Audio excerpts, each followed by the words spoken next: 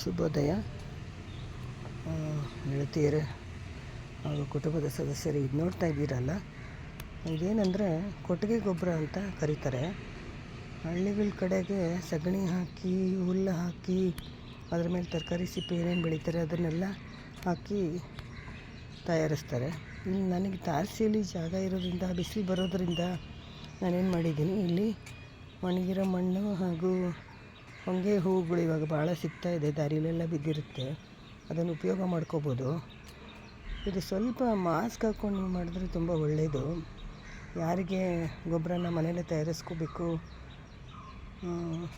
ಅದನ್ನು ಮನೆಯಲ್ಲೇ ಮಾಡ್ಕೋಬೋದು. ಆದರೆ ಜಾಗ ಇರಬೇಕು, ಮಾಡುವ ಮನಸ್ಸು ಇರಬೇಕು.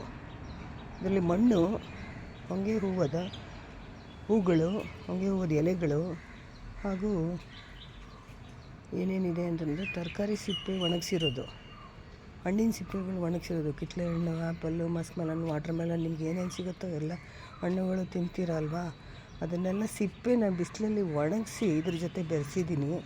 ಇದಕ್ಕೆ ಕೊಟ್ಟಿಗೆ ಗೊಬ್ಬರ ಅಂತಲೂ ಕರೀತಾರೆ. ಯಾಕೆಂದರೆ ಇದರಲ್ಲೆಲ್ಲ ಬೇಕಾದ ಗಿಡಗಳಿಗೆ ಬೇಕಾದ ಪೋಷಕಾಂಶಗಳಿರುತ್ತೆ.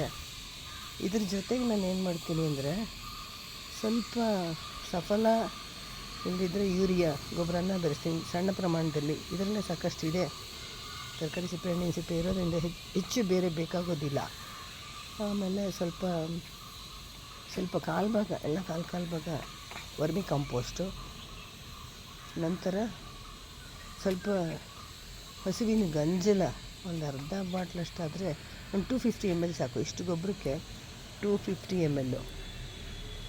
ಅದನ್ನು ಹಾಕಿಬಿಟ್ಟು ಒಂದೆರಡು ದಿವಸ ಬಿಸಿಲಲ್ಲಿ ಒಣಗಿಸಿ, ಈ ಕಡ್ಡಿಗಳೆಲ್ಲ ಇದೆ ನೋಡಿ, ಆ ಕಡ್ಡಿಗಳು ಕಾಣ್ತಾ ಇದೆಯಲ್ಲ ನಿಮಗೆ, ಹುಲ್ಲು ಬೆಳೆದಿದೆ, ಇಲ್ಲಿ ಹುಲ್ಲು ಬೆಳೆದಿದೆ, ಇಂಥದ್ದನ್ನೆಲ್ಲ ಸಪ್ರೇಟ್ ಮಾಡಿ ವಿಂಗಡಿಸ್ಬಿಟ್ಟು ನೋಡಿ, ಇಲ್ಲಿ ಅದು ಗಿಡದ ಬೇರು ಬಿದ್ದಿದೆ ಕಾಣ್ತಾ ಇದೆಯಾ ನಿಮಗೆ. ಇಂಥ ದೊಡ್ಡ ದೊಡ್ಡ ಹುಲ್ಲುಗಳು, ಕಡ್ಡಿಗಳು, ಇವನ್ನೆಲ್ಲ ಇದಕ್ಕೆ ಜೊತೆಗೆ ಆ ಕಡ್ಡಿ ಹುಲ್ಲುಗಳನ್ನೆಲ್ಲ ಬೇರ್ಪಡಿಸ್ಬೇಕು. ನೀವು ತುಂಬಿಟ್ಕೋಬೇಕಾದ್ರೆ ಒಣಗಿಸ್ಬಿಡ್ಬೇಕು, ಮಣ್ಣನ್ನು ಚೆನ್ನಾಗಿ ಒಣಗಿಸಿ, ನಂತರದಲ್ಲಿ ಇದನ್ನೆಲ್ಲ ಮಾಸ್ಕ್ ಹಾಕ್ಕೊಂಡು ಎಲ್ಲ ಕ್ಲೀನ್ ಮಾಡಿ, ಎಲ್ಲ ಜರಡಿ ಏನಾದರೂ ಇದ್ದರೆ ಕಬ್ಬಿಣದ ಹಳೆ ಕಾಲದ್ದು, ಅದರಲ್ಲೂ ಜರಡಿ ಹಿಡಿಬೋದು.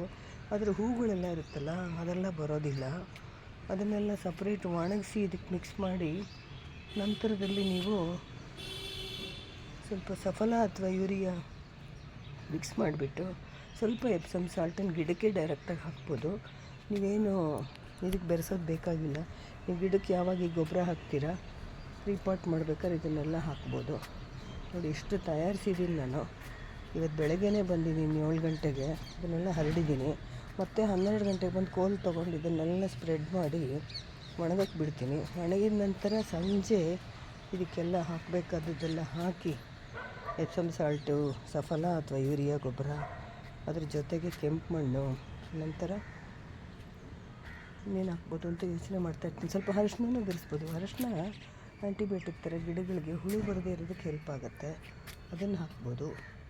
ಸ್ವಲ್ಪ ಉಪ್ಪು ಹಾಕ್ಬೋದು, ಕಲ್ಲುಪ್ಪು, ಎಲ್ಲ ಮಿಶ್ರಣ ಮಾಡಿ ಒಣಗಿಸಿರೋದನ್ನು ನೀವು ಬಕೆಟ್ಗೆ, ಖಾಲಿ ಬಕೆಟ್, ಪೇಂಟ್ ಹೊಡೆದಿರೋ ಬಕೆಟ್ ಮನೇಲಿ ಏನಾರು ಇದ್ದರೆ ಅದನ್ನು ನೀವು ತುಂಬಿಟ್ಕೊಂಡ್ಬಿಟ್ರೆ ನಿಮಗೆ ಇದೇನಿಲ್ಲ ಅಂದರೂ 1 ವರ್ಷ ಬರುತ್ತೆ. ಈ ಗೊಬ್ಬರ 1 ವರ್ಷ ನೀವು ಕಾಪಾಡ್ಕೋಬೇಕು. ಹೇಗೆ ಅಂದರೆ, ಒಣಗಿರೋ ಬಕೆಟು, ಪೇಂಟ್ ಡಬ್ಬಗಳಲ್ಲಿ ತುಂಬಿಟ್ಕೋಬೋದು. ಇಲ್ಲ ಅಂದರೆ ಗೋಣಿ ಚೀಲ, ಸಿಮೆಂಟ್ ಚೀಲ ಬರುತ್ತಲ್ಲ, ಏನಾದರೂ ತಂದಿದ್ದರೆ ಮನೆಗೆ, ಆ ಥರದ್ದೆಲ್ಲರೂ ಇದ್ದರೆ, ಇಲ್ಲ ಹೊರಗಡೆನೇ ಮಾರ್ತಾರೆ, ಅಲ್ಲೇ ಸಿಗುತ್ತೆ.